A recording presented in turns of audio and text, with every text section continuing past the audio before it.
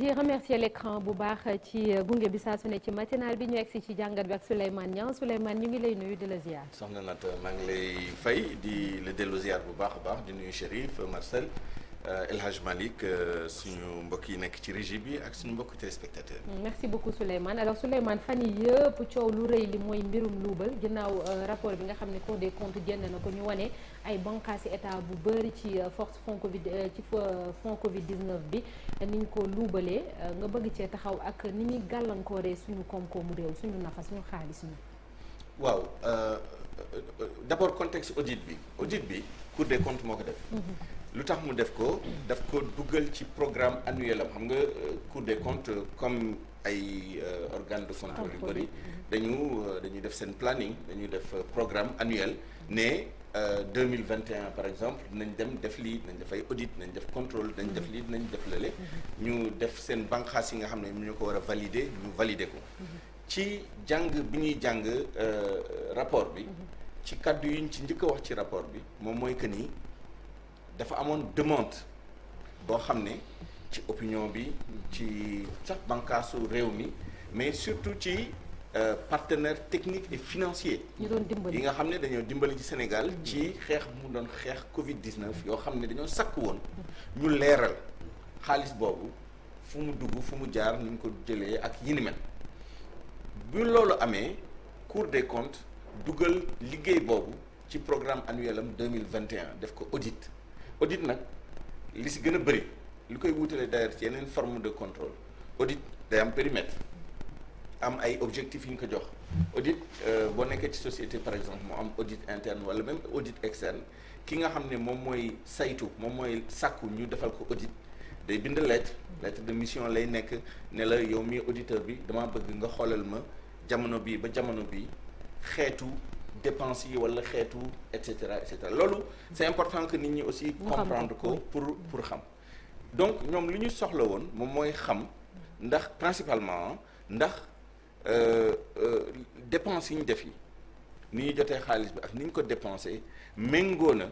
non seulement sart yi nga xam ne moom mooy organiser ni ñu defee lu mel noonu ni ñu utiliser xaalisu mbooloo bi nga xam ne moom mooy finance publique yi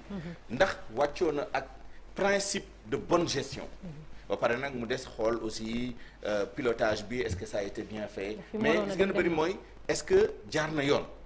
c'est important ñu préciser ko parce que tey si suba maa ngi dégg par exemple kenn koo xam ne dañ ko cité ci audit bi mu naan oui man def naa prestation yi te livré naa samay produits ak non ça ne suffit pas le rapport dit sur cette personne je veux jeter personne en pâture c'est pas le plus important le plus important mooy le principe ak les procédures rapport bi dafa ne kooku d'abord xam nga xel day ñaaw tuuti ci ne ñu am ay marchés yi ñuy jox lu tolloog 15 milliards lu tolloog 17 marchés 15 milliards ci 5 sociétés yoo xam ne benn nit rek moo ko moom. On parle d'Abdoulaye Diouf Sarr la. C'est le ministère de la santé. C'est ça, Abdoulaye Diouf Sarr. Mais boo gisee ma ne du ma tudd soxna soosu nga xam ne moom la ñu wax ni moom société yooyu te mu wax ci médias yi tey ci RFM pour ne pas le dire que ni waaw moom dafa set wecc ci mbir mi et cetera non seulement rapport bi dafa ne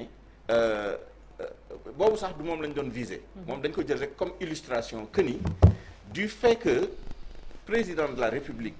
dafa jël ay décret pour que lépp loo xam ne dañ koy dépenser ci force fonds Covid mu bañ a jaar ci code des marchés publics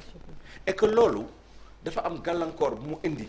ñoom nag Cour des comptes il faut le dire aussi ils n'ont pas cité le président de la République recommandations yi ñu ngi ko juble ak observations yi ministère des finances et du budget ak ministère de la santé mais c'est le président de la République qui a pris le décret bi nga xam ne moom moo dérogé loo au code des marchés publics alors du fait que dañoo dérogé loo alors que code des marchés publics prévoir na ay procédures d'accélération pour mën a des situations yu mel nii ay urgence wala urgence impérieuse wala nécessité impérieuse code des marchés prévoiroon na ay mécanismes yoo xam ne mën nañu joxe marché yi fekk day gaaw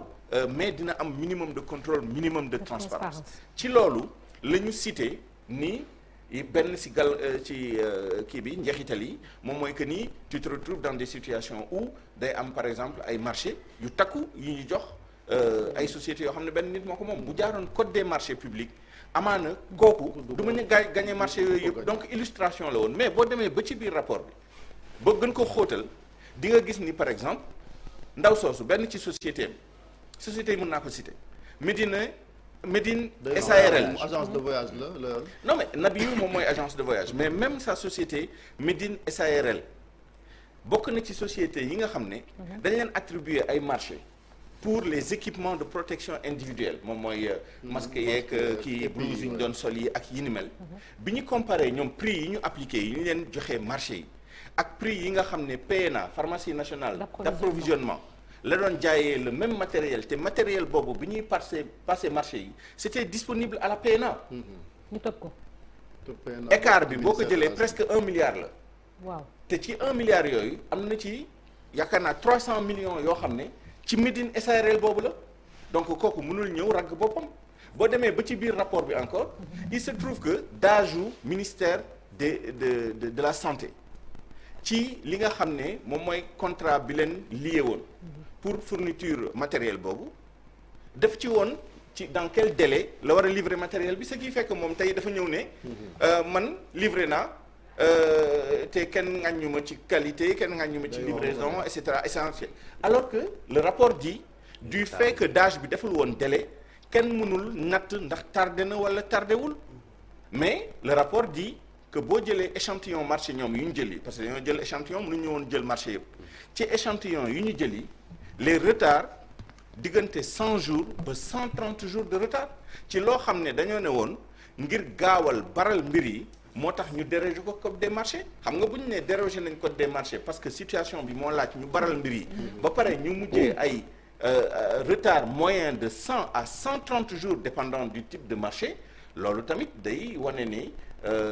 gàllankoor wala boog ay jafe-jafe ay manquement am na ci loolu évidemment un audit liñ ci jublu c'est contradictoire donc li Cour des comptes wax yëpp jox na leen possibilité par écrit ñu répondre nañ globalement ministère de la santé am na si loo xam ne répondre aussi parce que am na benn si gàllankoor yi moom mooy que ni pilotage bi ça a été catastrophique bi ñu leen laajee lan la ñu tontu ci manquement yi am ci pilotage bi incohérence yi ci am yi conflit de compétence yi ci am yi ak retard yu mu jur yi ak contrôle bi ñu waroon def bi nu mu sooxee ak yi ni mel tontu wuñu ci loolu maintenant pour revenir à la question à proprement parler évidemment boo jëlee par exemple misaal bi ma joxe ci ni état bi rien que sur les marchés équipements par rapport ak PNA lu mu mënoon jaay les structures dans le cadre de la lutte contre le Covid au prix de PNA ñu bàyyi ko fa ne ko fa ñukk dem jox ay privé ñu non seulement tardé deuxièmement jaay ñu prix boo xam ne surfacturation la parce que noonu lañ koy tuddee surfacturation la loolu rek jox na la benn firnde ci li nga xam ne bonne gouvernance bonne gestion bu amul la budde day am njeexital ci suñu koom-koom moom mooy xaalis boo xam ne mënoon nañ ko rënk loolu moom mooy coût financier bi te mën nga multiplier les trucs mën naa la jox beneen exemple moom mooy que ni rapport bi nee na ministère de la santé indemnité prime yi ñu doon joxe d'abord il y a des gens qui ont reçu des primes indûment war ñu woon am bokk na ci deuxièmement le pire c'est pas ça parce que finalement sax demoon nañ ba nangu ni wax dëgg yàlla engagement bi personnel santé bi amoon ci xeex bi ñëpp mérité woon nañ y compris les chauffeurs les agents administratifs mobilisation bu ñu defoon bi mun nañ leen nangul waaye nag nga gis koo xam ne day am prime 200 000 parce que dafa bokk comité national de gestion des épidémies am prime 100 000 parce que dafa bokk ci benn structure mën na nekk SAMU mën na nekk COUS mën na nekk benn CTE et cetera ba pare am prime 50 000 parce que dañ ko boole aussi si beneen dafay liggéey ci benn structure individuelle et cetera cumul de primes sur des dizaines et des dizaines de personnes voire des centaines de personnes par mois li ma lay wax ni par mois 200 000 plus 150 000 plus 50 000 muy 400 000 par mois. cumul loolu tamit bu demee ba yàgg tuuti day am njeexital ci kopparu réew mi donc mën nga multiplier maintenant nag Cour des comptes lu mu mën moom mooy bu xoolee amay observation laaj ñi nga xam ne ñoom la ñu war a laaj lii lu ko waral ñooñu tontu lu si gën a bëri ay tontu yoo xam ne c'est des réponses légères. wax dëgg yàlla daanu ci sareet. bu paree nag Cour des comptes def ay recommandations. def recommandation ministère du budget des finances et du budget ci ay soox yu bëri yoo xam ne ay compte de dépôt ay comptes yu ñu ubbi ci ay banques transfert de compte à compte un principe de base de la comptabilité même dans le privé moom mooy que ni privé boo duggee fenn foo xam ne dañ fay jaay produit wala service. facturation gis nga commerciaux yi service à part la ñoom du ñu laal xaalis dañuy dem rek di jaay produit ak service. c'est ça fa la ñuy yem. mais ils n'encaissent pas. bu ñu demee booy fay am na ñoo xam ne ñoo koy gérer bañ nañ ko ba caisse bi sax dañ koy séparer ak comptabilité bi mënoo nekk comptable nekk caissier mën nekk financier nekk commercial et cetera. boo ko defee day indi des risques yow mii dem jaayi produit bi ñu fay la cash nga dem xëj na bi ngay dem jëli xaalis bi jël lu ëpp li nga waroon jël lenn li def sa poche wala boo demee di delloo ak yi ni mel et cetera rawatina nag. ci gestion des finances publiques dans la chaîne la. dafa am compartimentation bu claire dafa am ay ordonnateurs. am ay administrateurs. mais en parlant des ordonnateurs de dépenses ak ñooñu administrateurs yi parce que d'âge lañu ëpp luñ ci tudd ci rapport Cour des comptes bi Souleymane c'est quoi ñoom effectivement seen niveau de responsabilité par rapport ak ñi nga xam ne ñoom ñoo leen féetee kaw muy ministre yi par exemple. waaw moom mooy segmentation boobu rek. am na ñoo xam ne ordonnancement la ñu def. léegi ak budget programme bi am na yu si changé d'ailleurs mais ordonnateur mooy ordonnateur boo demee si mairie maire mooy ordonnateur boo demee ci yenn administration yi day am ordonnateur koo xam ne moom mooy ordonner les recettes et les dépenses am koo xam ne moom administrateur la am ñoo xam ne ñoom ñooy gérer lii wala ñooy gérer mais dañ leen a séparer d'âge bi par exemple ci situation bi ñu nekk nii dafa am loo xam ne liggéey naturel d'âge la administration kii ministère yi wala kii mel mais dans le cas d'espèce ce qui s'est passé mooy li ma doon wax léegi da ngay gis d'âge boo xam ne parce que ubbi nañu benn compte ba pare mu nekk administrateur wala gestionnaire bi bu boobaa comptable bi nga xam ne moom moo war a def travail de contrôle a priori a posteriori certification des pièces justificatives vérification des quantités de la qualité et cetera bu amee benn configuration bu am comptable bi du mën def loolu parce que dañoo ubbi benn compte ne yow mii yow yaay gestionnaire bi comptable bi bu boobaa benn contrôle rek lay def moom mooy conformité signature par rapport ak spécimen bi bu vérifier ni yenn kii vérification yu légère fa la mën a yem parce que yow mii gestionnaire bi yow yaa war a def léegi contrôle yow ki ma jox marché bi est-ce que livré na dans les délais quand on dit l'administrateur c'est pas lui personnellement il active ses services pour ñu vérifier ndax quantité bi ñëw na est-ce que ñëw na dans les délais et cetera et cetera loolu la Cour des comptes wax ni ay recommandations loolu dañ ko war a jubbanti lu mel nii bu amaatee def nañu ay recommandations yu bëri chronique bi recommandation yi ak li ñuy junj li ñuy yëkkati ci ay problèmes yu am xeju fi mais dañuy junj rek pour wane ni lépp loo ci jël mën na am njeexital financier muy xaalis boo xam ne kenn mënu ko natt ça aussi c'est l'une des difficultés ci lu mel nii la boo jëlee def travail systématique xëy na di nga mën a wax globalement ce que ça a coûté am na ay écart entre ce qui est déclaré lu tax doo ci mën a sori parce que parfois ay décalage de procédure administrative la au bout du compte di nga gis kayit yi ñëw justifié régularisé mais ñoom ci délai bi ñu leen joxoon pour ñu def audit bi ils ont remarqué entre engagement yi ak paiement yi entre li ministère déclaré ni noonu la viré am na benn 8 milliards boo xam ne ministère du budget dafa ne transféré nañ ko ministère de la santé mais ñoom bu ñu demee xool ci état yi nga xam ne moom la ministère de la santé def écart boobu mënuñu ko justifier peut-être que avec le temps dina mën a régulariser wu mais ñoom délai bi ñu leen joxoon bi loolu mënuñu ko retracer te loolu bëri na ci léegi nag yooyu boo defee somme bi day nekk des dizaines de milliards léegi imaginez loolu c'est juste pour le Covid nga imaginer les marchés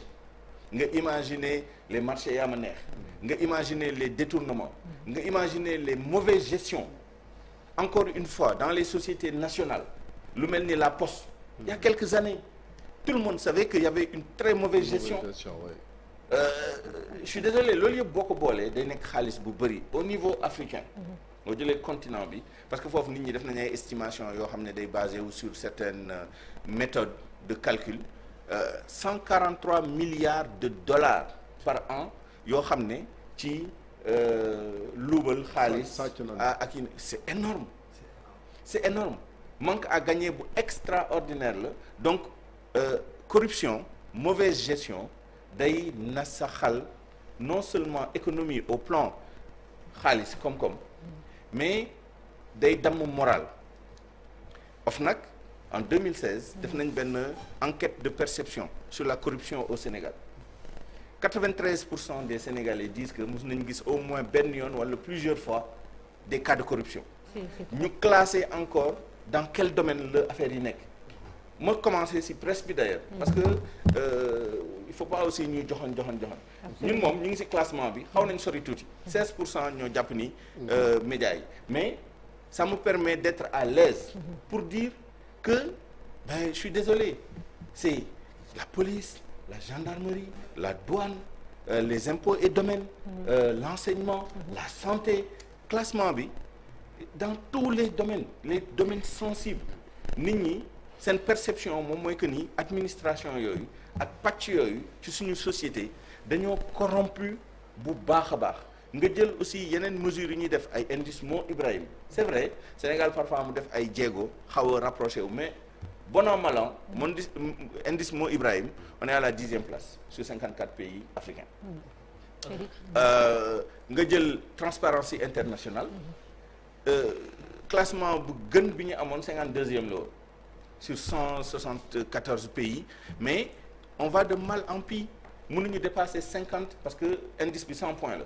ay 45 la ñu nekk xam nga 45 tamit baaxul ça veut dire que franchement on est au-dessus en dessous de la moyenne mais au-delà du rapport parce que dama gisoon aussi beneen cas ñu ngi cité ndaw soosu yow bëggoo ko tudd sax mais ñun on prend la responsabilité de le citer parce que alal li ñu mooy Kati Gadiaga moom parce que am na benn clinique boo xamante ne mooy clinique neurologique bi nekk hôpital Fann boobu aussi moom moo gagné woon marché bi. pour construction bi ci 18 mois jamono ji ñu ngi ci 24 mois. bu ko dem hôpital Fann parce que ñu doon am malade yoo xamante ne am AVC dafa dem nit ñaa ngi dee mu ngir AVC Abdoulaye Diouf Sarr moo ko joxoon marché bi am na Bamba Amar aussi mooy chauffeur bi ne moom it da doon dem di rompat entre 50 et 100 millions de francs CFA ci benn compte au niveau du ministère bi ñu dénk aussi wàllu industrie mais lan moo ci war a nekk lan moo war a nekk nag finalement décision yoo xam ne justice war na ko jël ngir mu bañ a leer sinon rapport bi on oublie. gis nga atte justice c'est le principal levier. 12 informations judiciaires. Alors, ce sont des recommandations de déférer et de référer. Effectivement. Cour des comptes, il faut savoir aussi que juridiction la. Cour des comptes pàcc la banxaas la ci suñu justice. ñoom seen bopp amoon nañ xaw ma ndax mu ngi am ba léegi yaakaar naa mu ngi am ba léegi chambre de discipline financière am na ay ñoo xam ne ay directeurs de société nationale ak ñeneen des comptables parce que les comptables publics dañ leen di juger foofu et maintenant il y a des comptables de jurés ñoo xam ne ay comptables lañu dañu cautionné dañu kii engagé wu tout ça am na des comptables de fait xaalisu réew mi boo ko manipuler en termes de engagement en termes de recette wala et cetera da ngay nekk comptable de fait même boo dee journaliste man tey jii bu ñu ma yóbboon ci benn banxaasu état bi may def liggéey boo xam ne de fait maa ngi def liggéey comptable public yoon day dal sama kaw bu nekkee dama luubal dama ko warut a def sax waaye xëy na mën nañ ma sax ŋàññi ci loolu alors pour répondre très précisément ñooñu war nañ leen déférer juger leen ci fi nga xam ne fa la ñu war a juger bu nekkee c'est pénal ñu yóbbu leen devant les tribunaux bu nekkee ni cour des comptes moom moo war a lijjanti seen mbir te cour des comptes mu ngi koy def am na ñu wax ni am na ñu juger am na ñu rembourser actuellement mais ci sutura ak teraanga parce que bëgguñu leen jeter en pâture mais je ne sais pas ndax si c'est une bonne idée de les couvrir parce que voilà et cetera et puis ce qui est très important c'est le recouvrement des avoirs ou des actifs criminels xam nga mën nga am CREI mën nga am les tribunaux ordinaires d'instance wala de grande instance wala nga am ay chambre de chambre de discipline financière ñooñu dañu condamné bu ñu condamné ne par exemple kii nga xam ne dafa luubal jënd ay immeuble ay terrain jënd ay bolide ay oto yu jar 100 millions 200 millions enrichissement sans cause bu ñu demee ba justice attesté ko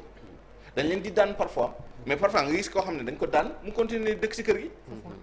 continuer dawal oto bi c'est une forme d'impunité il faut appliquer Sénégal nag parfois nga gis man moo tax parfois je fais attention bu yenn affaires yi di amee damay xool chaque fois lu ko waral